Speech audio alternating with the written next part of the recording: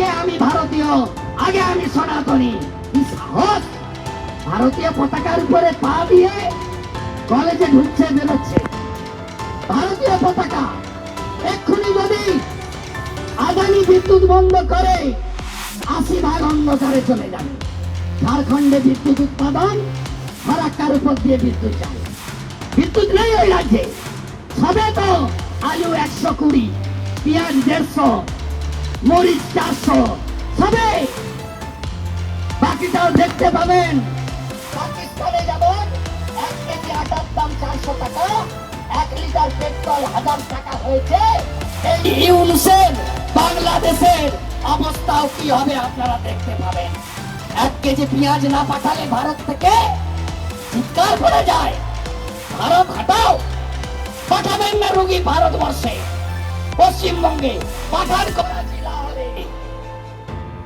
Doctor বাবু অনেকেই social মিডিয়ায় বলছেন আগে দেশ পরে রোজগার, এই বাংলাদেশের রোগী দেখবো না। আমি এই ডাক্তার বাবুদের হ্যাটসঅ্যাপ করি। কি বলছে? বলছে প্রামাণিক সিল, মানে আমাদের হিন্দুদের নাপিত সম্প্রদায়, বলছে এদের কাছে চুল দাড়ি কাটবেন না। কি বলছে? ময়রা, মোদক, মিষ্টি বানায় হিন্দু সম্প্রদায়ের লোকেরা। ময়রারা দীর্ঘদিন ধরে, যেমন মালাকাররা ফুলের মালা বানায়। বলছে ময়রা মোদকদের কাছ থেকে মিষ্টি খাবেন না, মিষ্টি কিনবেন না, নিজেরা বাড়িতে মিষ্টি বানান।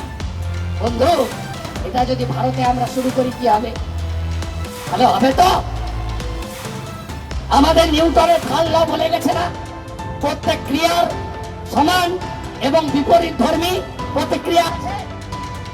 তাই মুখ সামলে কথা বলুন, মুখ সামলে কথা বলুন, নইলে আমরাও 2,33,27,000 হিন্দুর ভোট পেয়েছি।